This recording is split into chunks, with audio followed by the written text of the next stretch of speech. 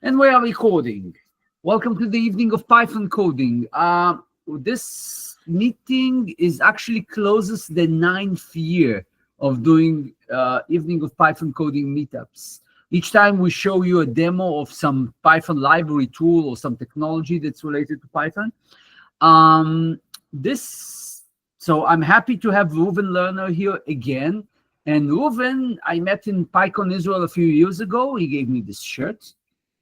Like, and Reuven is well known in Israel for doing all sorts of instructions. Here today, he will be live coding a demo of a library called PyArrow, but better he explains it than me. So, Reuven, take it from here. Excellent. Thanks so much, Jacob. Hey, folks. Nice to be back here, if only virtually with the group. I guess the group is virtual, so I guess that's the best it gets. So let me give you a few moments. So, as Jacob said, my name is Reuven. I've had my own business. I've been self-employed for about 30 years now, shocking as that is for me to say. And I teach Python for a living, Python and Pandas and Git, basically. A lot of the time, I'm going to companies around the world and helping them to improve their Python skills. So my clients include companies like Apple and Cisco and Western Digital, and I go and I train their engineers. But I also have taken my courses and I put them online. So I have my recently relaunched Learner Python site, where basically I have video courses, but there are a lot of video courses out there. So what's my added advantage? Well, I have tons and tons of exercises. Well, there are other people who do exercises too. So my real advantage is that I offer people really personal mentoring, that I am available if you have questions. I have a Discord channel for my members. I do office hours twice a month for my members, once about Python, once about Pandas. I do special lectures for my members, once about Python, once about Pandas. And I really want people to ask me questions. It's not just, watch some videos and so forth. And I have both Python courses and Pandas courses as well. And if you subscribe to the Pandas courses, then you also get a newsletter that I do called Bamboo Weekly. And Bamboo Weekly, I like to say that it's food for thought and food for pandas. And the idea is that every Wednesday, I send out questions based on current events, based on some topic in current events with a real world data set. So I mentioned earlier, before we started recording, that last week's topic was airline delays. And we took information from the Department of Transportation statistics, and we analyzed the most recent month available was January, but which airlines, which airports, and to add to it, we didn't just analyze it with pandas, we also analyzed it with something known as fire ducks, which has gotten a lot of press recently, and we compared the performance of these two libraries. So I have a great deal of fun writing Bamboo Weekly. You can subscribe to that with my subscription or separately as well. I also have, for those of you not interested in buying any of my stuff, that's fine too. I have a very active YouTube channel where I do lots of stuff about Python and Pandas, and I have a newsletter called Better Developers. And all these links are in the GitHub repo that I've set up here. So you can find links to all this. And about 30,000 people subscribe to my Better Developers newsletter, getting new articles about Python every week. And I just have a blast, basically. I feel very fortunate to have a career where I get to learn lots of new things, and then I turn around and teach those back to other people, and I help them to improve their careers, and we all learn, and we have a lot of fun, and I get to tell dumb jokes, and people are forced to laugh at them, and my children are happy as a result that they don't have to hear them at home. So basically today, we're going to be talking about PyArrow. So let's do a little agenda here. So first of all, I just want to talk about pandas, NumPy, and PyArrow. And then we'll talk about sort of, what you can do with PyArrow today. Actually, we'll talk a little bit about Arrow, what it is. And then we'll talk about PyArrow today. Well, file loading and saving. We will talk also about PyArrow as a back-end data type. And this is sort of the real meat of what we're going to be doing. And then we'll even talk about PyArrow sort of, in, sort of transitioning to PyArrow. Let's talk about it that way.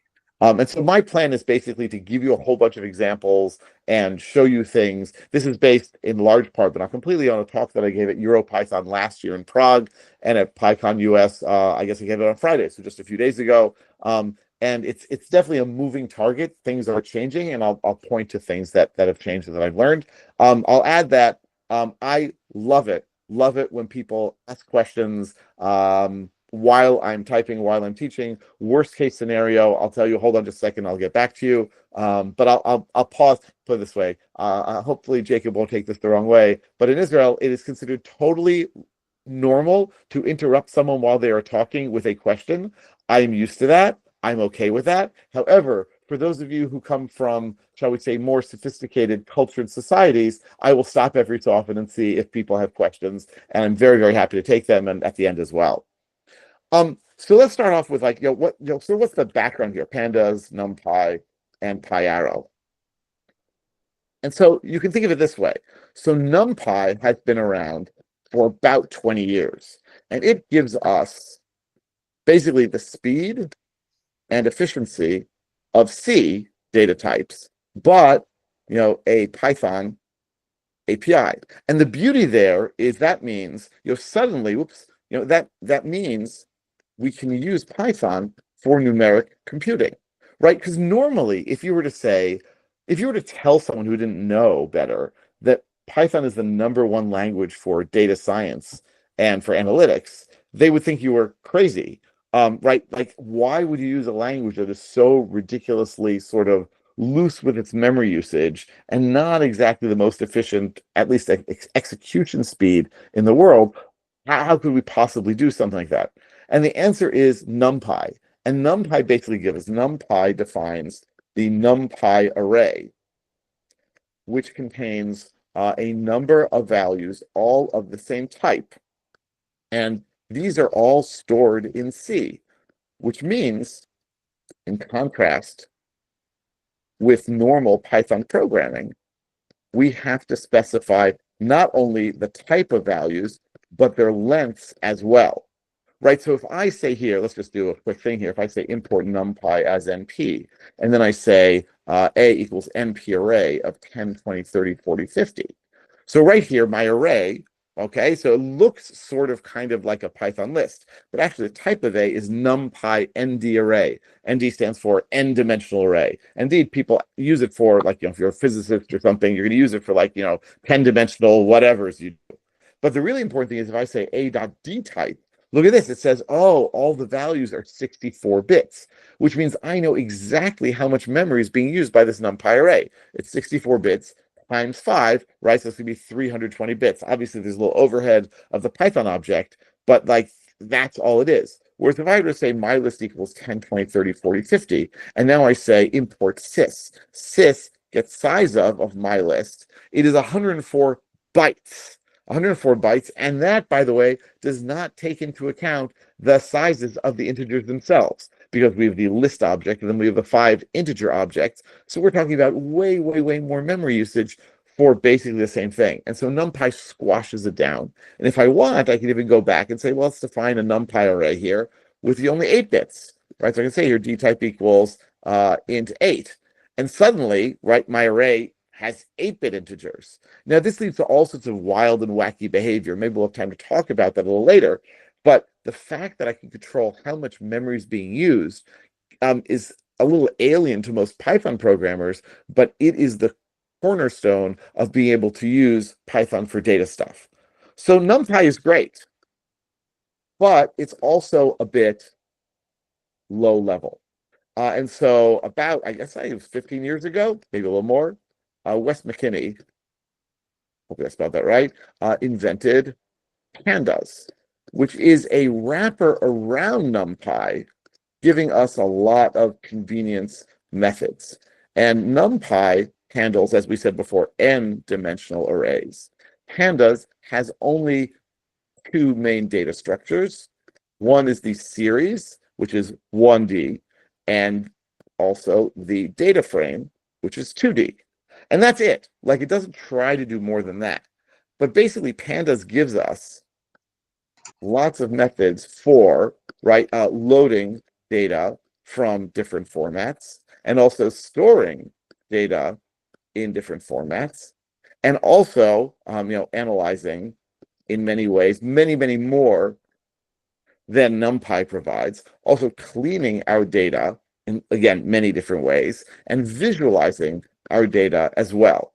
And I'm sure it does lots more than that, but that's like a good overview. And in each of these cases, pandas just does it much, much more than NumPy. Could you do all of these things with NumPy? The answer is absolutely positively yes, but it's kind of annoying. And the analogy I've often used is that NumPy is kind of like a stick shift car, whereas pandas is like an automatic transmission. And so do you probably lose a little bit of efficiency in using pandas instead of NumPy? Almost certainly yes. Is that overcome by the convenience and the overwhelming number of pieces of functionality you get? In my opinion, absolutely as well. And so basically, when we store data in our pandas series or data frame, it's being stored in a NumPy array behind the scenes. And so a series is actually a wrapper around a single NumPy array. And a data frame, it's a little more complicated. A data frame's columns, or shall we say each of a data frame's columns, is a NumPy array. But there are very fast transformations that allow us to retrieve by row as well as by column. And so, yes, yeah, please go ahead. My question? Okay. So this is all fine, right? Like, and so for many years, this has worked just fine, mostly, right? So where are the problems? And there are a number of different problems, right? So one of them is that strings. Currently, Pandas stores text as Python strings with basically pointers from NumPy arrays into Python memory. And this also means then that there's no compression or or general sort of categorization or normalization of textual data or other data. You can get into trouble with also just like much of the analysis we want to do is columnar, and NumPy just isn't that fast at working in columns, even when we think of a data frame as containing multiple series, i.e. NumPy arrays. Also, NumPy is great for Python, but it's not interoperable with other systems. And so basically, Wes McKinney, who invented pandas, and a few other people looked at this problem and they said, Wes and others said, let's create a new data structure that'll work in pandas and also in lots of other systems and languages. And that became PyArrow, an open source project. And it just released version 20 a month or so ago, right? So this has been going really strong, really fast, really well, and it supports many data structures. So we've got I don't remember exactly the names, but it's like arrays and tables and dictionaries and all sorts of other stuff with copy on write, meaning that if we have two data frames, let's say, with the same values, then there's no reason for us to copy that into memory, even if we've copied it many times. The only time we have to copy it is when one of them changes. That's known as copy on write, and that can save a lot. With copy on write, with compression, with reduction of duplication, and so on and so forth. And also nullable types. And we'll talk about that later as well. And so Python and Pandas, well, Python supports it through PyArrow, its bindings, but you also have Arrow compatibility with R and Apache Spark and other languages and systems. So what we have basically is like a dry, don't repeat yourself, for one of the most important data structures currently being used. Right. So you can imagine imagine 50 years ago when strings were still kind of primitive, like there were C-type strings, except in a few languages. And what if someone came around and said, you know what, I'm going to create this string thing, this string library that will work for all languages and all operating systems, and no one needs to implement strings again. It'll all be nicely centralized. That's basically what they've done for data analysis. And that is pretty darn amazing. Now, I first heard about Arrow and PyArrow, I want to call it like 6, 7 years ago. I went to a talk, I want to say it was at EuroPython, but might have been elsewhere about it, and I came away more confused than ever. I was like, okay, this person just gave this talk about Arrow, saying that it's super amazing, and about pandas, saying it's great, and that there's some connection between the two. But I could not, for the life of me, understand what that connection was. And that's because for a very long time, so let's talk about PyArrow and pandas. And so for a long time, you could convert a PyArrow table to a pandas data frame and vice versa. So they both, they were sort of interoperable, but needed translation. And so a few years ago, several pandas core developers decided it would be worth starting the journey of moving pandas from NumPy to PyArrow as a back end. And so I'll give you my graphical depiction of this. So if this is NumPy, and this is PyArrow, the wrapper around PyArrow. Yeah, I'm sorry. If this is NumPy and this is Pandas, sorry, I'm already messing it up. This is NumPy and this is Pandas, the wrapper around Pandas. We're going to swap out Pandas and swap in PyArrow. And so the idea is that Pandas will continue to work as before with all of its methods and functionality, but the back end will be PyArrow rather than NumPy. That is the basic plan, and in a few years, we can expect that PyArrow will be the default back-end storage, right? My guess is it'll take another 3 to 5 years, right? This is not happening right away, and I don't think that NumPy is going away, either in general or in Pandas. But Pandas 3.0, which will require PyArrow to be installed. So basically, the Pandas people are already saying, listen, we're not going to force you to use PyArrow, and it's still, as I'll explain a little bit, it's still in a bit of an experimental mode, but you will need to be ready for it. Okay? So what I want to talk about tonight, now I've given you this introduction, is sort of where can we use PyArrow already today, and where would we want to do that? How can we affect this switch in a variety of ways? And what does it mean? And how useful is it really? And then a few other tidbits that I think would be useful and useful as well. Let me stop there for a moment and see if there are any questions until here. Questions or comments? I think you explained it. Hi, well. can you hear me? Oh, go ahead. Absolutely. Yeah. So, is PyArrow is more like a faster version of NumPy?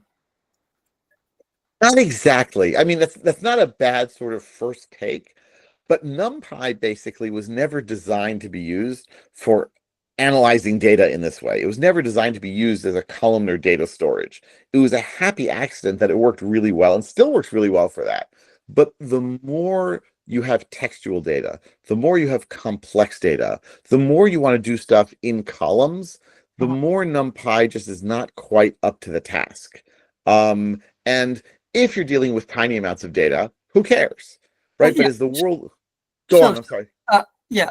The question I was about to ask actually was like, I was evaluating a number as a replacement for NumPy. I have, like a standalone NumPy application that was not integrated with Pandas, but I may have to use Pandas also down the line, So I was thinking maybe how that might work out. So did you look into Number? I have heard of it. I may have played with it a little bit, but not very much.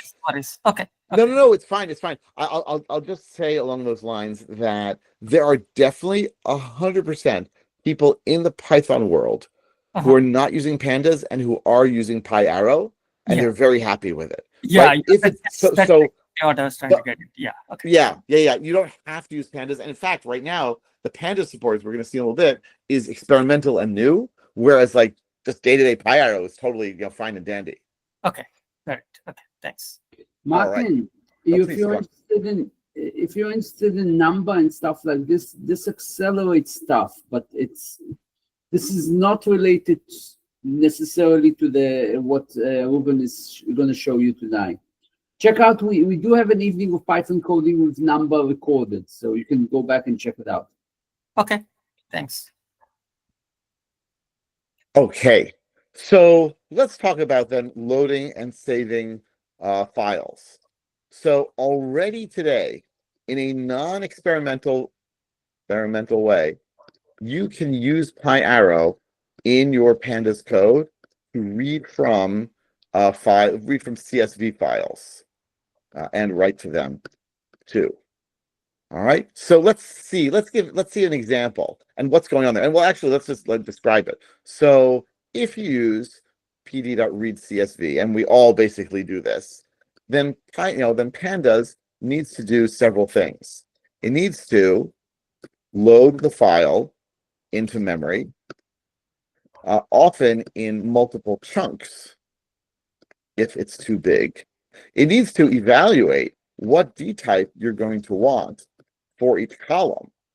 And then, if you don't specify, choosing between int64, float64, and object, which is really string. And then it needs to, create the data frame based on that. So there's nothing wrong with this per se, but as you can imagine, oh, and by the way, pandas, of course, uses a single core with a single process and a single thread.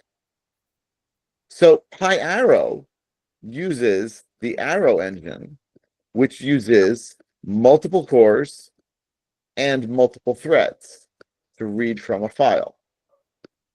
So it'll often, sorry, I went overboard there, and multiple threads to read from a file, which makes it far faster. So let's see an example here. So one of my favorite files here, I'm just going to say file name equals users Reuven, courses current, data, and we'll say NYC taxis from, let's say, January 2019. That's a good one. All right, if I do an ls minus lh of file name. So this file is 656 megabytes in size. One of my favorite data sets to play with is taxi information from New York City. If you've ever taken a taxi in New York, you know that there's this super duper annoying screen in the back that gives you advertisements all the time and tells you about like things to do in New York. That is not just an annoying advertisement machine. It is also a Big Brother tracker. Okay, I exaggerate slightly, but basically all the information about every single taxi ride in a New York City taxi is recorded and downloadable. And so we'll say when you got in the taxi, when you got out of the taxi, where you got in, where you got out, although they've changed it, no longer has longitude and latitude. It has areas of New York. Perhaps they found it was a little too problematic in terms of privacy. How much did you pay? How much did you tip? How many people were in the taxi, and so on and so forth. And this is just like delightful data to download. So this is from January 2019.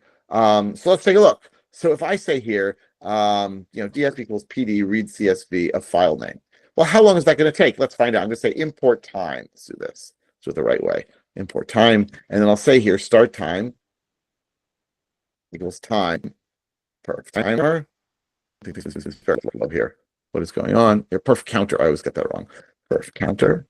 And then I'll load it up and I'll say end time equals time.perf counter. And now I'm going to say, total time equals end time minus start time. And then we'll say print, total time is going to be total time. And we'll see like 0.2f. I think that should work. Okay, go. Oh, PD. You know what? Maybe I should import pandas too. Who knew? From pandas import series of data frame. Import as.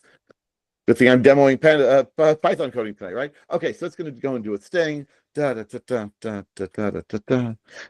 is a big-ish file. Actually, I have a bigger file that I like to work with, but I'm not going to bore you to death. Okay, so great. So we loaded it into about 6.42 seconds. Not too bad. Let's do it again, though. And now I'm going to say engine equals PyArrow. All right, and it takes 1 second. Exactly the same result. Actually, almost exactly the same result, and like 5 times faster or more than 5 times faster. And depending on the file, it can be even faster than that. Now, it is true that PyArrow tends to be a little more persnickety about the CSV format, right? You probably know CSV is like the greatest format in the world without a great specification, right? There's a reason, if you've ever looked at this, help on PD read CSV, there is such a ridiculous number of parameters that you can set in read CSV to describe your CSV file, because of like everything under the sun is possible, and you need to take that into consideration. It's really kind of wild. But for most normal CSV files, PyArrow just works fine. And there's nothing experimental, nothing wrong with doing this. There is, by the way, a nice little advantage in using this beyond the speed. And that is, if we do a df.head, you'll see here that, among other things, as I mentioned, we have the pickup date time and the drop-off date time, right? And so these are what we would hope are date time values. And indeed, if I say df.dtypes, we look here, we see date time 64, right? Nothing wrong with that. That's great.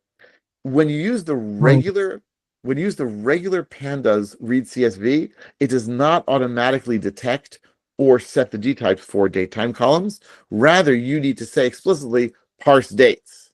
And if you don't do that, then it will not pick that up. So this is like a nice little perk that you don't need to specify parse dates. It still gets it most of the time. Now, does this change how things are stored behind the scenes? No. When you use the engine equals PyArrow, all that's saying is I want to use PyArrow to load the data up. It is still stored in NumPy in the back end. It is still going to have all the issues that we talked about before, but right, this is already like a nice little perk. And in terms of storing, you can do that as well, as far as I know, right? If I say df dot to CSV, I say like, my data, let's put in temp, my data dot CSV, say engine equals PyArrow. It should then, it doesn't do it for writing? Never mind, I lied to you. Fine, I'll give you some better solutions in a moment. Well, here's the thing, in fact. When I started working with data, I was like, well, there are obviously fantastic binary data formats that we can use for reading and writing data, right? And imagine the slap in the face I got when I discovered that CSV, which is a text-based format, which is like wacky and crazy and ambiguous, that is the main thing people use. Oh, you want binary data? Fantastic. Why don't you use Excel? Oh, I'll tell you I won't use Excel. How long you got? And so basically, it's true that pandas can work with a whole lot of different formats, but the two main ones it uses are big compromises. And so when the Arrow team, that sounds like a bunch of superheroes, when the Arrow team put together the specification, they also specified two file formats that can be used for reading and writing data. And these are binary formats, which means that they are faster to load, but they also represent the data using precise dtypes, such as, for example, int8 or date time, right? None of this business of everything's an int64, float64, or a string. And so these formats are, you might have heard about them before, Feather, which is less compressed and thus bigger on disk, but faster to read, write. And then you have also Parquet, which I've sometimes heard people describe as Parquet. I really don't know, but fine, which is more compressed, right, and thus smaller on disk, but slower to read and write. And you can sort of choose your poison. So if I load this up into CSV, and now I say, what do I want to do? Oh, right, I'll say here, df.to feather. See, pandas comes with a to feather. We'll say here, my data dot feather. And I'll do this. And I say df to parquet of temp, my data parquet. You know what I'm going to do? I'm actually going to do this in a time it, and we'll see how long it takes. Do this for both of them. %time it, if you're not familiar with it, is a Jupyter magic command that runs the time it method, time it functionality from the standard library. It'll run things a whole lot of times and then tell us how long. So this took 1.5 seconds to write as a Parquet file, and Feather, it took 409, so like a third that. And if we were to write a CSV, it would probably take even more, right? Definitely take even more. How big are these files? Let's take a look, right? So we saw before that this file with 656 megabytes. I'm doing ls minus lh of temp my data dot star. We'll see that the feather file is 254 megabytes. The Parquet file is 126 megabytes. So as I mentioned, they're compressed to different degrees and thus, affect the loading.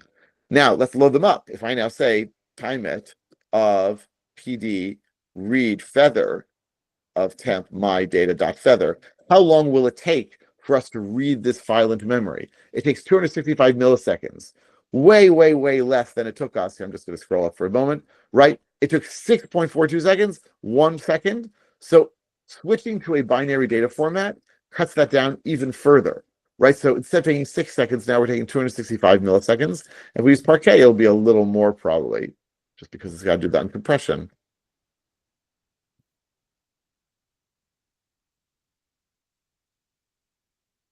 Right, and it's going to run this several times, and here we're at 200. Oh, actually, it took less time, 200 milliseconds. So basically, it's not a bad idea to take advantage of this, that you could read in a really big, ugly CSV file, and then store it in Feather or Parquet, and then read it from Feather or Parquet, like read it from CSV once, and then store in these binary formats. Then you get to take advantage of it. And of course, you can change the column sizes to be 8-bit or 16-bit if you really want to. Let me stop there for a moment and see what questions people have, and then we'll get to other fun stuff. I'll put in a question just so others will wake up a little bit. So this is interesting, and if you compare it to how Python is progressing, Python in the past didn't have data types. Now Python 12 or even before, you can actually type the parameters and saying this is int, this is float, this is other things. I see that PyArrow is actually more sophisticated. You actually not only tell you how to store it, also what format to store it will be efficient. Now, is it the trend that you keep on seeing in Python in the near several years? Because Python was known not to, but now they have all those libraries that like type things around it, like Pydantic and stuff like this. You think All right, so it's related? No, let me, so you mentioned Pydantic. I'm going to be pedantic now. So Python always had types. Python is a strongly typed language, but it's also a dynamically typed language, meaning that every value has a type, and the type is inherent to it. But variables do not have types. And so when I say x equals 5, in another language like C or in Java, I would have to say int x equals 5. Why? So the compiler knows how much space to allocate in memory, because a variable is really an alias to a location in memory. In Python, by contrast, in other dynamic languages, a variable is, pardon the obscenity, a pointer to a value on the heap, right? And so it doesn't need to know how big that value is because that's irrelevant. So what type hints have done, have basically, or type annotations, type hints, whichever you want to describe them as, have done is to say, we are going to do some checking to make sure that if x is 5 now, meaning an integer, we'll only assign integers to it moving forward. And so that definitely tightens up the program a lot. And I'm an old dynamic languages kind of guy. So for me, it's still kind of new and weird, but I fully recognize that you can find a lot of bugs and avoid a lot of problems with type hints. And so Python, they're sort of walking this tightrope of it's going to continue to be a dynamic language, but the larger the project, the more important the project, the greater the variability of people working on the project, the more you're going to want to use type hints.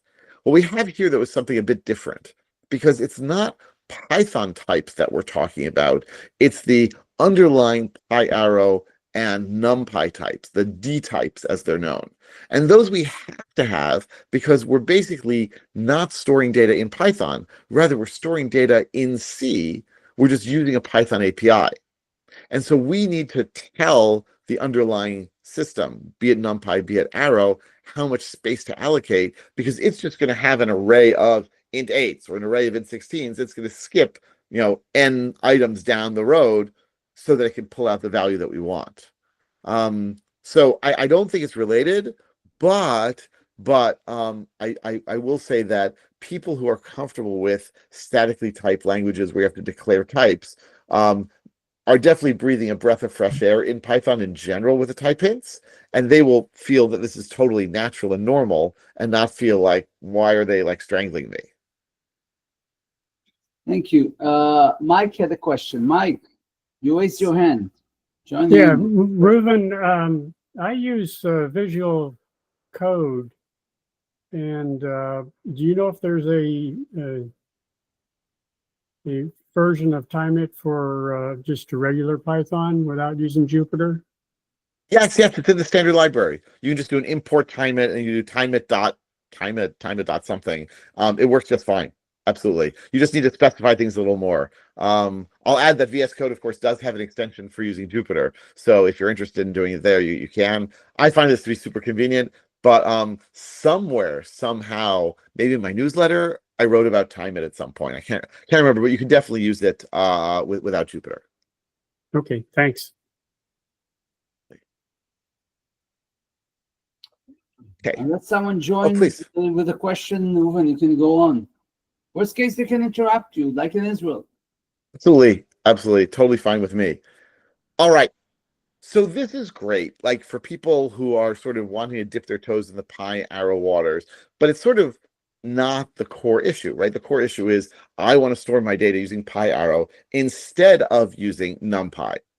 So can we do that? And the answer is yes. So if you want, you can now, let's say, using a PyArrow backend, now define a series or data frame with PyArrow as the back-end storage. And so the documentation makes it clear that this is still experimental and that you shouldn't, rely on it in production. But it still is very compelling in many ways. And it's nice to see what's going on. So what I want to do now is show you a few examples of that. So what I'm going to do is I'm going to say here pdnp for NumPy is pd read CSV of file name. And we're just going to read the whole thing into memory. I'm also going to say load memory equals false. And that's just to stop it from complaining that it has mismatches. Because remember, I mentioned earlier that it has to load big files in chunks. And if the chunks don't match up, then it gets confused and a little angry. So I'm going to load that in. And then I'm going to say PD of PA equals PD read CSV of file name. And then I'm going to say, watch this. I guess I should have said engine equals, I think fine, it doesn't matter. I'll do this here. Engine equals PyArrow. That's why I didn't do it before, because we don't need that for that. Fine. And here I'm going to say, not just engine equals PyArrow. That's old hat. I can say dtype backend equals PyArrow. Okay. So if I now say PD of NP, this is my NumPy backend, dot dtypes, we get the dtypes, right? These are the different types we have there. No surprise, no great shakes. What happens if I say PD of PA dtypes? Look at that. Look at that. Suddenly we have these dtypes that we've never seen before, or maybe you've never seen before. And you can see that we know what they are. We kind of get a sense of what they are just from the names. But the fact that there's PyArrow in there is meant to hit us between the eyes. This is different. Now, keep in mind, this is still a data frame. It's still pandas. That is not different. It's that underlying data store that is different. So let's compare how much memory does each use. Now, the fact is, we only have some strings here. We only have one string here. So it's not going to be that different, but it's still going to be something. So if I now say df of np info, let's find out how much memory it uses. Watch this. Oh, df np. Oh, it's np. What do I call here? Oh, PD. Oh, I should have called DF. Hold on. Let's redo that. Otherwise, I'm going to go crazy here. You might argue, too late. Okay. All right, I'll do this here. DF of that, DF of that. There we go. All right, so now if I say DF of NP, and it tells me here that our NumPy version of the data uses 1.0 plus gigabytes. And you might be saying, plus. I spent a lot of money on this computer. I asked it to calculate memory usage. What the heck is plus? And the plus is basically saying, take a hike, buddy. Right? I'm not going to tell you. It's too much work. because it's telling me how much memory is being used by the NumPy backend, but it's not then going into Python memory to get those strings and calculate that with them. If I want to do that, I have to say info memory usage equals deep. And then it goes into memory and really calculates, and it's, 1.3 gigabytes. Notice no plus. So this is how much it's really using, right? And it's not a huge difference, but 30% is not nothing. So what if I now say df of PA? How much is the PA version, the PyArrow version, using? And now it's 1 gigabyte. But that's 1 gigabyte, and that's it, right? There's no plus, because it stores the strings right there inside of PyArrow. And it compresses them. And if it sees the same value multiple times, it just refers to that value multiple times. So basically, we've managed to save about 30% of our RAM and keep it in one place, so it's smaller and faster. Not too bad. And I'll tell you that it's mostly because of this string here. And so if we were to have data where it's more strings, we would see an even greater savings. I sometimes use, instead of this file, I told you before, I just didn't want it to take too long, but there's a file of New York City traffic tickets that I really like to use.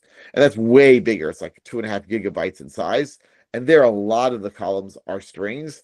And the savings is just enormous, enormous.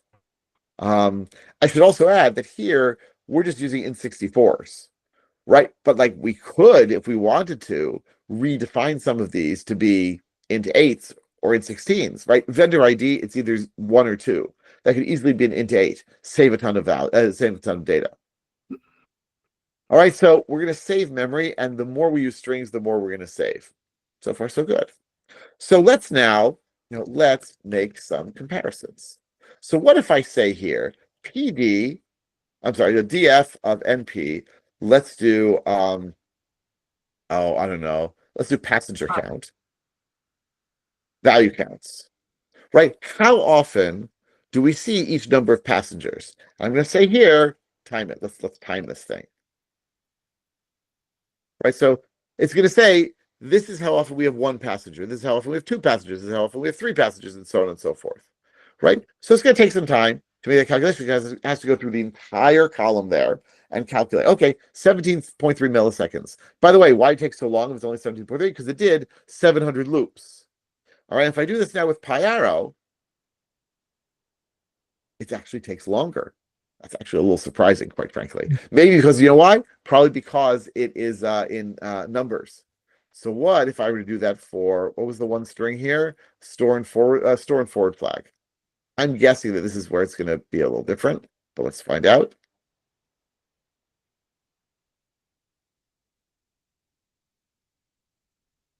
Keep everyone's suspense for a few moments. 141 milliseconds. Oh, whoa, didn't mean to do that. Oh, no, okay. Right, so we see here, the moment it has to go into Python memory for strings, we lose. Meaning PyArrow is here 3 times faster than it was for other things. So numbers may be better, may be worse. What if we do like a group by, right? So what if I say here, like df np group by passenger count, and we'll say here trip distance mean. In other words, how far on average did each taxi ride go for each number of passengers? This here, so let's run that. If we do that for PyArrow as well. Okay, now let's see this. I guess it should be a bit faster. Find out in a moment. Again, numbers tend not to be so different. Oh, it's longer. Wow, we're seeing bad news for PyArrow on a lot of fronts today. Well, it's not only first it happened in live coding. I think we tested Modine like a few years ago, and also was slower. Don't get me started about Modine. Oh my god. Oh my god. Like, I didn't ask. Like in a nutshell, I'm sure it is really useful to some people some of the time, but not to everyone all the time or even close to it. All right. And end of short rant. So we're not even seeing huge advantages here. But what if I were to do a group by again on the store and forward flag? Well, let's take a look. If I do df of, or I guess df pa of store and forward flag value counts, what are the different values there? I think it's like yes and no. Yeah, there we go. So if I now say, let's do exactly the same thing here with a group by, but we'll do it on store and forward flag. Right, so I do this on NumPy, I do this on PyArrow. Again, I'm going to guess that PyArrow is going to be much faster.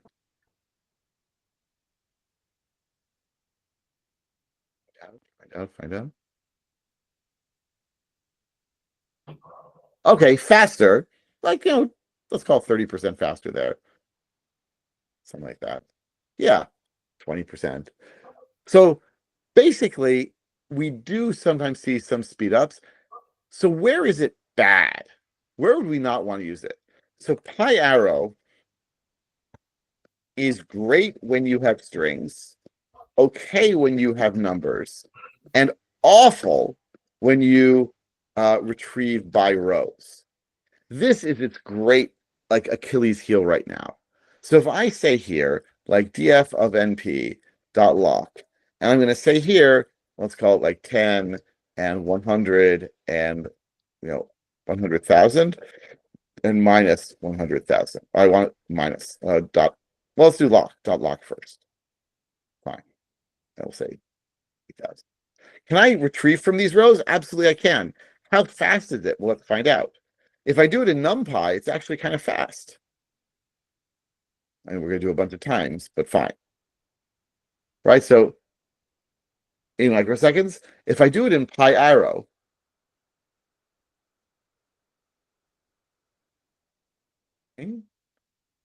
it's definitely longer. A lot longer. A lot longer. Right? So remember that it's like 1,000 microseconds in 1 millisecond. So this is like 1,000 times slower. What the heck? How could it be so ridiculously slow? And it's because when you retrieve rows and PyArrow is your back end, it's cutting across all of those PyArrow columns. It's basically doing exactly the sort of thing that PyArrow was designed not to deal with and not to do. And so even if PyArrow beats the pants off of everything when you're doing columnar work, it is really ridiculously slow when you're doing stuff on a row basis. Now you could say, wait a second, NumPy in a like we're not storing a NumPy array with rows, right? It's very nice to say it's row oriented, but I mentioned earlier that a data frame is like I think of it sometimes like a dictionary of series, and that means a dictionary of NumPy arrays. So that's also columnar. So what's the big deal? And it turns out that the transformation of NumPy arrays from columns to rows is just super efficient. They've figured out how to crack that nut. And when it comes to PyArrow, the moment that you start retrieving by row, you lose, and you lose in a big time, in a big way. So there are a number of places also where PyArrow is like just getting better, right? So certain grouping operations, certain comparison operations. When I started playing with PyArrow, I want to say more than 2 years ago. Yeah, it was definitely more than 2 years ago in pandas in a serious way. I saw that there were string methods that just did not exist. It would say like it would give me an exception saying this method doesn't exist here. And nowadays, I believe all the methods, certainly all the string methods exist. But let me just do like one more group by here. I'm curious to see if there's the date and time stuff. I don't think it'll be that different. But if I say here something like, let's do here dfnp, let's do tpep pickup date time dot dt dot let's call it day. Let's just do here. I don't know. Day of week. Sure. So we're going to group by the day of week trip distance mean. Right? So how fast is that versus PyArrow? I don't actually know if there'll be a big difference. We're just sort of coming up with these thought experiments. It's kind of fun. Like what will poke it in the wrong way or the right way? Okay, it's actually faster. That's good. Yay us. So this is pretty indicative. Now, I'll interrupt you. What's the difference between those currently, the last two? so basically here, so I was asking to group by the day of week. So for each day of the week, give me the mean trip distance. How far do people go on average on Sunday versus Monday versus Tuesday, and so on and so forth. And so we see then that NumPy is about, let's call it 30%, 40% slower than PyArrow. So PyArrow, probably because it has its own native type for dates, and somehow they've managed to accelerate like the retrieval of individual elements from there with the DT accessor, so it's going to run faster. Okay. So you can see now I'll tell you, when I gave a talk about this at EuroPython last summer, and I gave it a few days ago at PyCon US, I reran all of my same calculations. You can see them. I'll send you the slides that I used. And even in the places where PyArrow was slower, it was less slower. Now, since then, I got a new computer. Python was upgraded. Pandas was upgraded. Arrow was upgraded. PyArrow was upgraded. So which of those most affected the efficiency, I could not tell you. But it would seem there's definitely been improvement on that front in the last, call it 9 months. Now, this raises the question, so why don't they just like jump in? Why don't they just say, hey, let's switch to PyArrow? And there's so many people currently using pandas, and many of them depend on NumPy, and they know it. And so this is going to be a very slow, gradual change. But if you want, you can specify dtype backend equals PyArrow whenever you want.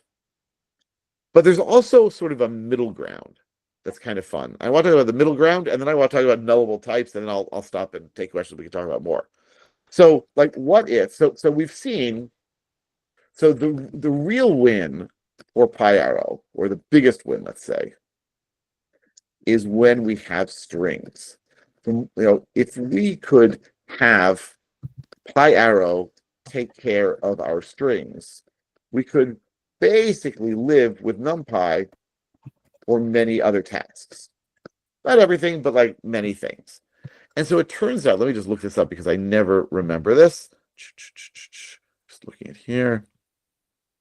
It's a setting that I just discovered a few months ago.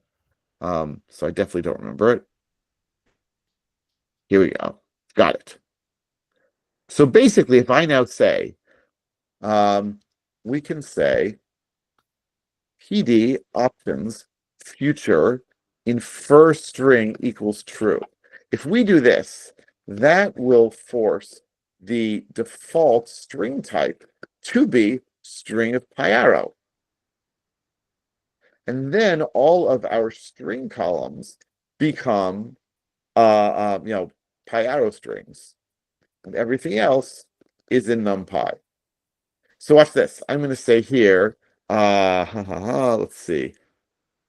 Sure, I'll just load that up again. So I'll say DS. So first of all, I'll run this, set the options.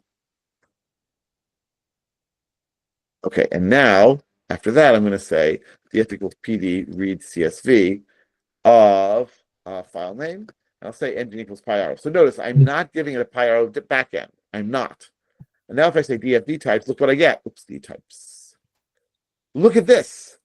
Store and forward flag. It says string. It says PyArrow NumPy. Pretty weird and wacky, right? And what it's trying to tell us then is I'm using a PyArrow string, even though this data is being stored in NumPy. And we thus get this sort of best of both worlds. And this, as far as I can tell, is new. And okay, so it's in future and everything. But, it might not be a terrible thing to try out, because you're probably going to save a ton of memory and even a fair amount of time. Now, all this is very nice, but you might be saying, so what? Right? Okay, so it's not that much faster with numbers. It's great with strings, but how much am I dealing with strings? Like, that seems nice, but it's not overwhelming. So a big win, so a big problem. So let's just do this. If I say S equals a series of 10, 20, 30, 40, 50. And we see that S, 10, 20, 30, 40, 50, and the D type is int64. So far, so good. And now I say S.lock of 2 equals NP NAND. That's nice. What's going to happen now? Well, what is nan? Nan is a float. So it's going to have to change the D type for everything to be float. And this is super duper annoying, right? The fact that nan is a float means that we don't have what are called nullable types, right? So basically, because nan is a float, any series or column that contains nan must handle floats. So int columns and float columns, and I don't know, string columns contain strings and floats, which isn't good. We really want nullable types or something.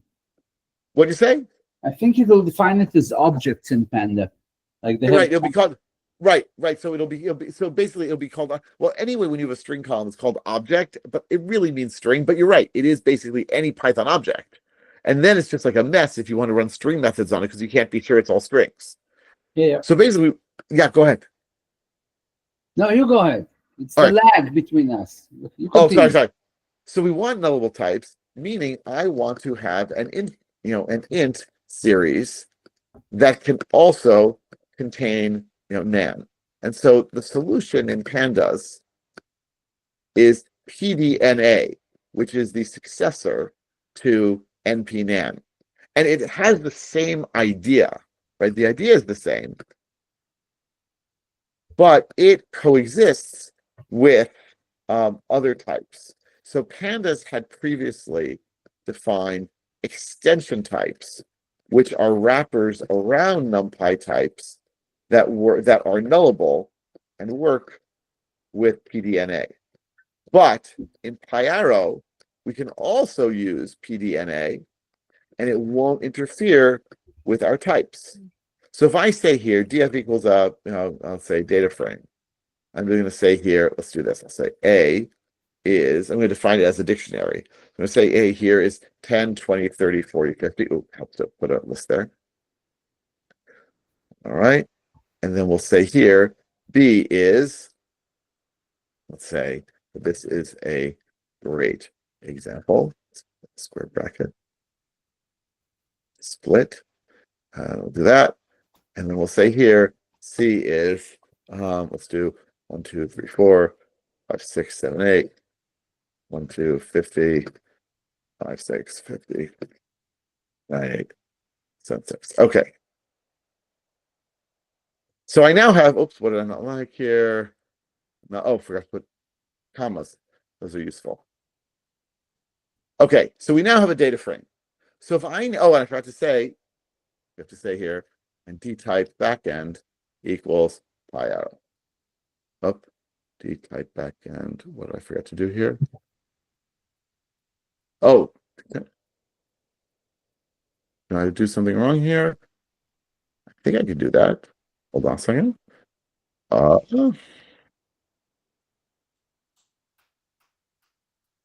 Maybe I can only do it when loading? I don't think so. So funny, I was sure I could do it on a series maybe only. Whoa, that's so weird. I was sure I could do this on, okay, either something changed or my memory changed. Okay, fine, I'll do it this way. So watch this. We'll do that and we'll do df to CSV of like my data CSV. All right, and then we're going to say here df equals pd read CSV of my data CSV engine. Well, it doesn't matter. dtype backend equals PyArrow. Voila. There we go. So we have int60. Oh, and I have the index. Fine. Who cares? Int64, large string, and double. Okay. So if I now say df, we see these things. Now watch what happens if I say df lock of 2 comma a equals pdna. And now we look and we see a is still an integer column, but it has na there. This would not have been possible under NumPy because nan would have forced to be float. Moreover, I can say df lock of, let's say, 3 and b equals pdna. And once again, these remain strings. If I say df.dtypes, this remains an int, this remains a string, this remains a double, hasn't changed, right? Just adding na does not change anything. And think about it. There are a whole lot of methods in pandas.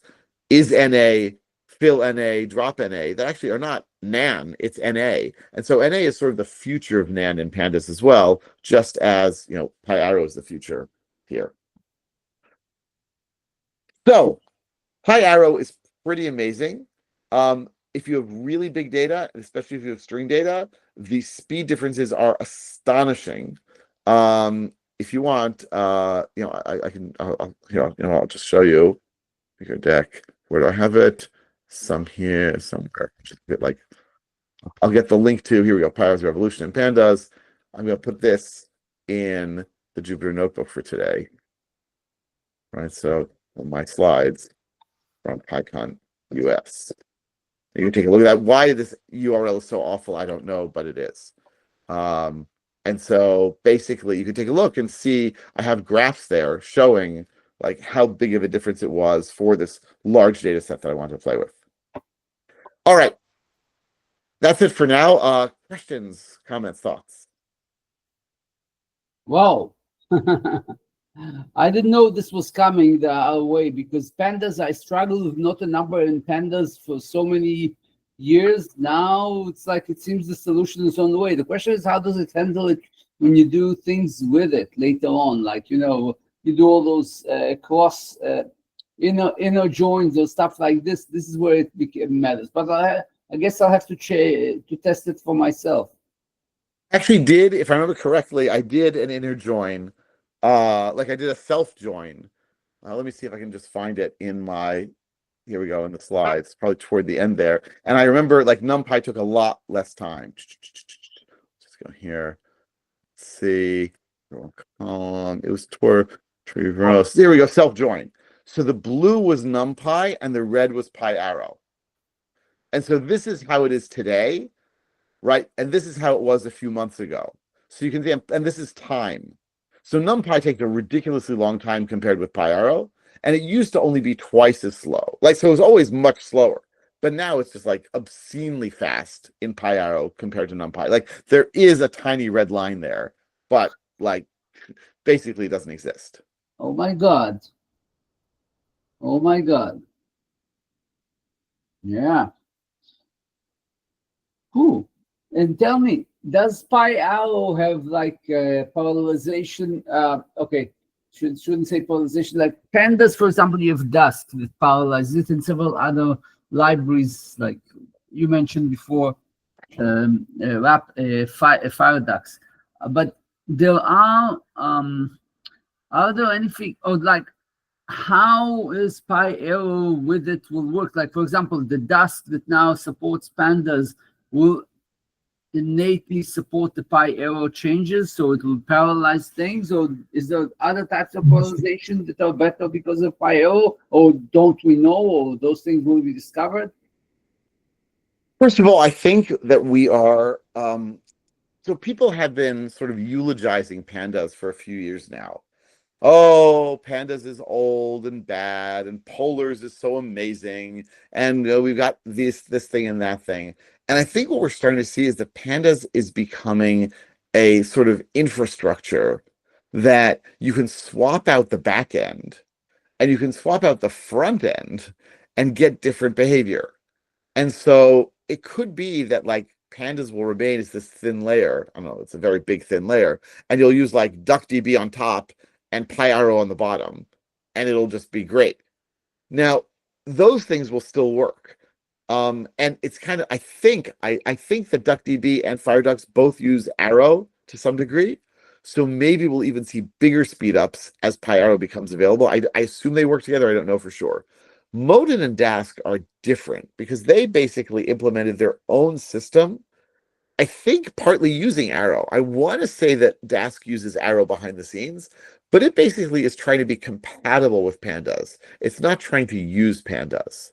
And so there, I'm not sure how or if you'll see any advantage or any difference, because I think basically they've done some of this themselves and then, used multiple processes and multiple threads and multiple servers. So I don't know. But everyone's kind of starting to use Arrow in one way or another. And I think that the things that stick with regular pandas as opposed to try to emulate it are going to win the most. Well, it's a brave new world, it seems. Any other questions? Please, please. Don't remain quiet.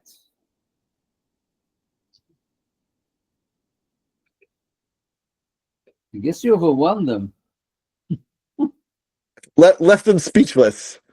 Yeah, but they still stuck around. I think it was a very great session. Thank you, everyone. Just one question. The moment we start using the PyArrow, does it start using the multiprocessor? So as far as I know, PyArrow sort of inherently, I don't think it uses multiple processors. I could be wrong there. I don't know if it'll use multiple cores. It definitely uses multiple threads. But it could be that I'm underestimating it and that it is using multiple cores. That's something I have to look into a little more. Sounds good. Thank you. Hi, I have one question. If I may ask, so now considering the PyArrow is so strong and so faster to compute, thinking the file systems, there have been advances in now more towards storing distributed file systems and generally file types in general. And how well does PyArrow handle that? Is there any sort of functions or anything that handles distributed file storage? Because nowadays a lot of large data are being stored in distributed file, but they are part of a one, let's say, a training session or something like that. So is there any take on that you have on it? I don't know anything about that, to be honest. I mean, I assume, well, look, PyArrow only deals with a file system when you're reading, I know this sounds silly, when you're reading and writing, right? So you're reading CSV or Feather or Parquet, or you're writing CSV or Feather or Parquet. I guess it should be Parquet. So if your distributed file system is distributed and doesn't have too much latency, then great. But I don't think that PyArrow is going to make it better or worse per se. Thank you. Other questions?